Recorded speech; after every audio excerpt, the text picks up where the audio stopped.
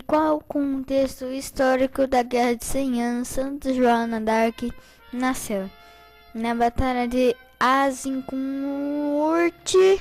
que foi uma batalha decisiva ocorrida na Guerra dos 100 Anos em 25 de outubro de 1415, dia de São Crispim, no norte da França. Resultou em uma das maiores vitórias inglesas durante a guerra. A data de nascimento de Santa Joana d'Arc é imprecisa, sendo apenas baseada no seu interrogatório de 1431, no qual a jovem apontou ter 19 anos, porém ela deveria ter entre 3 ou 4 anos nessa batalha. Qual era o rei da França quando nasceu Santa Joana d'Arc? Carlos VII, filho de Carlos VI da França e de Isabel da Baviera. Os irmãos mais velhos de Carlos VII viriam a falecer antes do pai, deixando-lhe o título de Delfim do Venois, ou herdeiro do trono. O que aconteceu com Carlos VI, o pai de Carlos VII? Carlos VI tinha 11 anos quando herdou o trono no meio da Guerra dos 100 Anos. Porém, seu governo foi confiado a seus 4 tios, embora a idade real da maioridade fosse de 14 anos. Os duques mantiveram seu domínio sobre o rei até assumir o poder com 21 anos de idade. Em agosto de 1392, a caminho de Bretanha com seu exército na floresta de Le Mans, Carlos de repente enlouqueceu e matou 4 cavaleiros e quase matou seu irmão Luís de Orleans. A partir de então, seus ataques de insanidade se tornaram mais frequentes e de maior duração. Durante esses ataques tinha ilusões, acreditando que ele era feito de vidro, ou negou que tinha uma esposa, como era a esposa de Carlos VI, pai de Carlos VII. Isabel da Baviera, mãe de Carlos VII, foi vista como uma pessoa que gasta dinheiro em excesso. Amante irresponsável, acusaram-na de adultério com Luís de Orleans, quando tomou o partido Borguinhões. Qual a consequência da má vida de Isabel da Baviera, mãe de Carlos VII?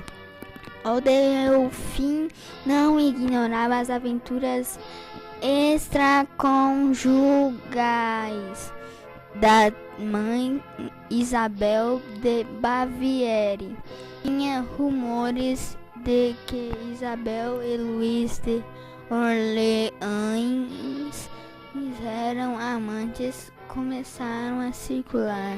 Porém, se os dois eram íntimos, tem sido questionado por historiadores contemporâneos, pois acredita que o boato pode ter sido plantado como propaganda contra a rainha, como retaliação devido aos aumentos dos impostos que ela e o irmão mais novo do rei ordenaram em 1405. Por isso, Carlos VII tinha dúvida se era realmente herdeiro do trono da França. Esta é a casa de Santa Joana d'Arc, que era filha de Jacques d'Arc e Isabel. Eram camponeses muito pobres. Nasceu em Domremy, próximo a Vaucouleurs,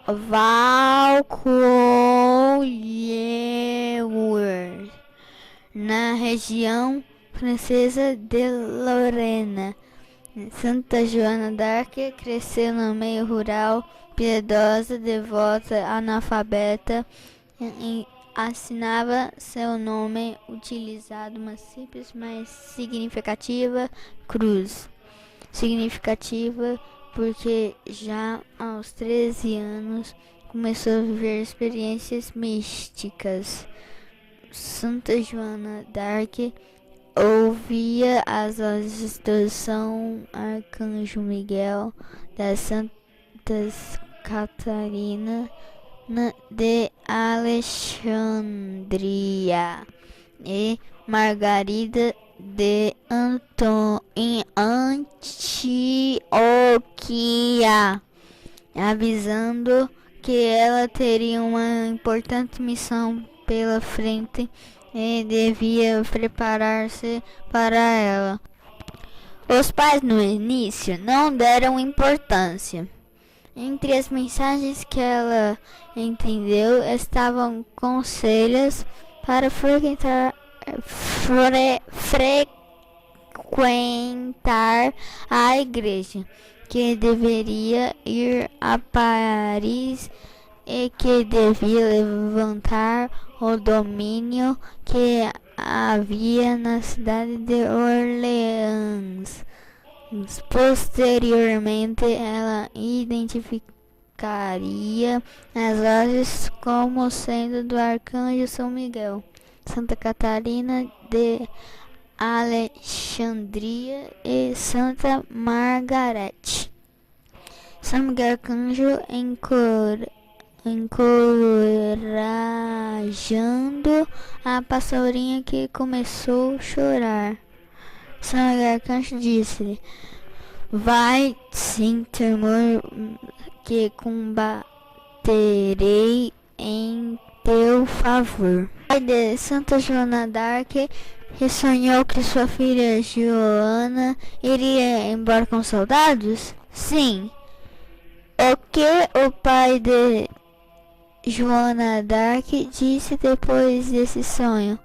O pai de Joana d'Arc disse pela mãe dela aos seus irmãos que isso acontecesse era para seus irmãos afogá-la, Joana. E se eles não fizessem isso, ele mesmo faria. Qual acontecimento que fez Santa Joana d'Arc ter a oportunidade de executar a sua missão? O acontecimento que fez Joana d'Arc que tivesse a oportunidade de executar a sua missão foi quando sua tia Jeanne fica grávida e sua mãe a envia para ajudá-la. A tia de Joana era casada com Durante de la Charte. Era um fazendeiro que era conhecido de Roberto de Baudricourt. Santa Joana d'Arc convenceu seu tio a levá-la do vilarejo onde nasceria e vivia Domremy até a cidade mais próxima, Vaucouleurs, e falar com Roberto de Baudricourt, que era o capitão da guarnição real. Como Santa Joana d'Arc convenceu seu tio Durante a levá-la para falar com Roberto, capitão da guarnição real. O tio de Joana d'Arc fica impressionado de ver uma menina que era tão jovem, de 13 anos, era analfabeta, porém sabia tudo o que estava acontecendo entre a França e a Inglaterra. A França vivia a Guerra dos 100 Anos com a Inglaterra, governada por Henrique VI. Os franceses estavam enfraquecidos com o rei deposto e os ingleses tentando firmar seus exércitos para tomar de vez o trono. As mensagens que Joana recebia exigiam que ela expulsasse os invasores, reconquistasse a cidade de Orleans e reconduzisse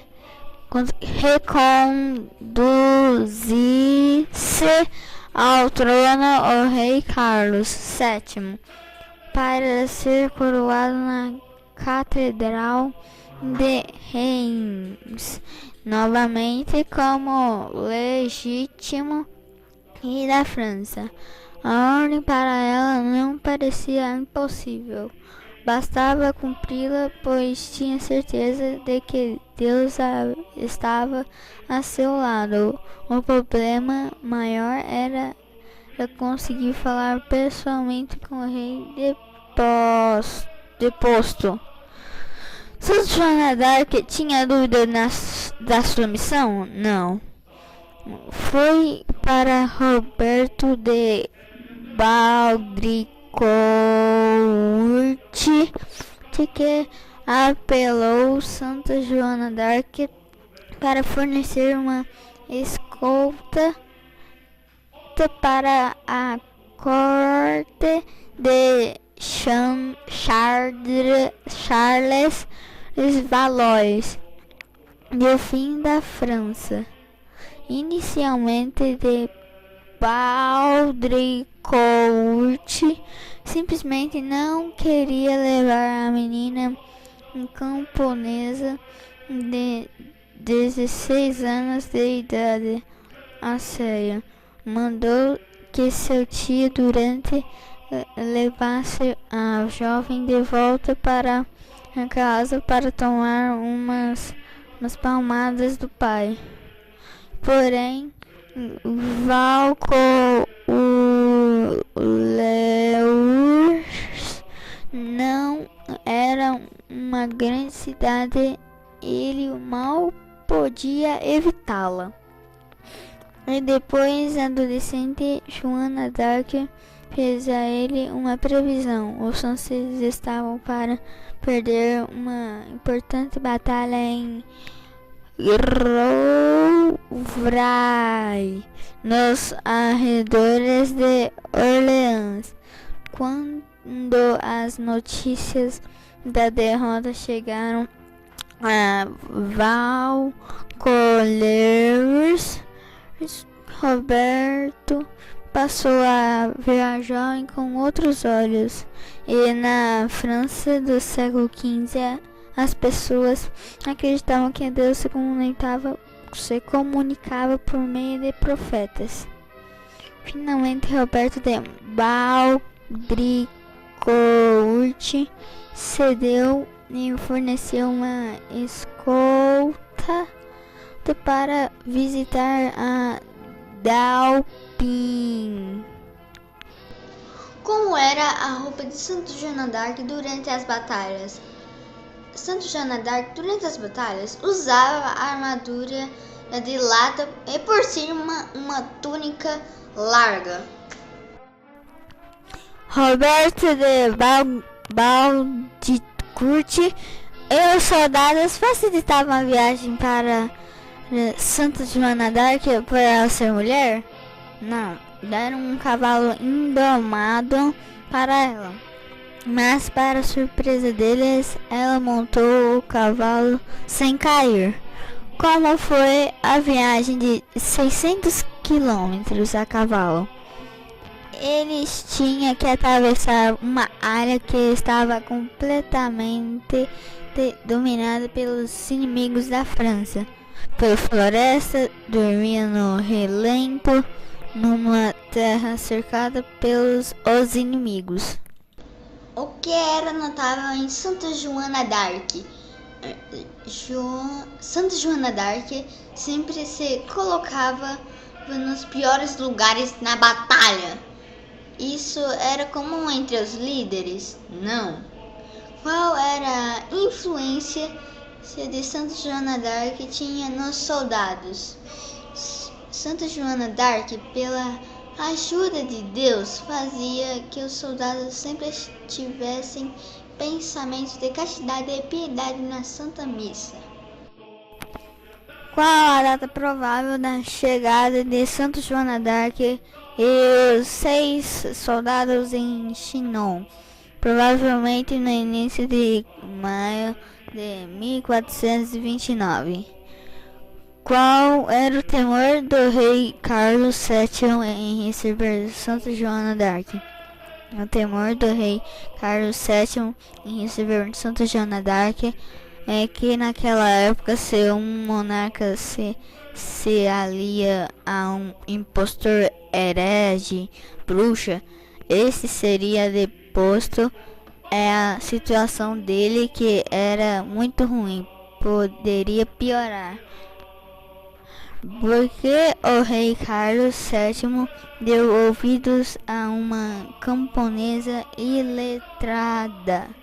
Na época, profecias não eram exatamente algo de outro mundo. Outros reis ouviam profetas também. É por causa que entre 1350 e 1450 uma crise econômica se arrastava na Europa, com a peste, a guerra de um cisma dentro da igreja. Assim, os reis estavam mais predispostos a ouvir os emissários divinos, pois acreditavam que de fato Deus intervinha na história dos homens e poderia salvá-los. Joana conseguiu se encontrar com o rei no castelo de Chinon. Ele aceitou recebê-la. O rei Carlos VII disfarçou-se em meio a seus assistentes, colocou um auxiliar sentado no trono. A jovem passou pelo teste, caminhou diretamente ao Carlos verdadeiro e se ajoelhou.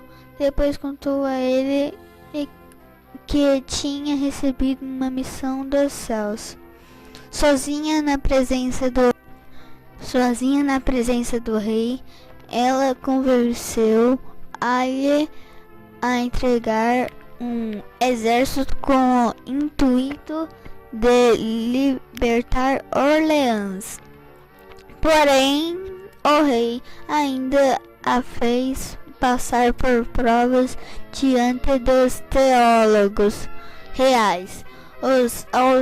As autoridades eclesiásticas em Poitiers submeteram-na a um interrogatório, averiguaram sua virgindade e suas intenções.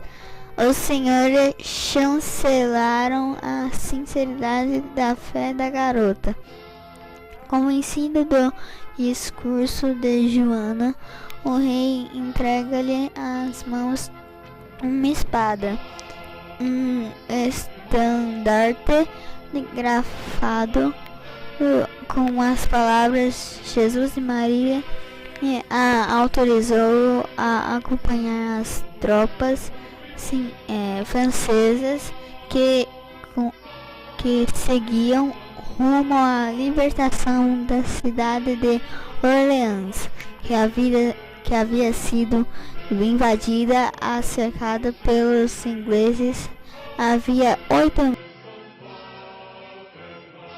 Mas embora não tenha sido nomeada cavaleira, se uniu aos soldados franceses com destino a Orleans. No próximo vídeo irei falar sobre a trajetória de Santa Joana d'Arc nesta missão. Deixe seu like e se inscreva-se.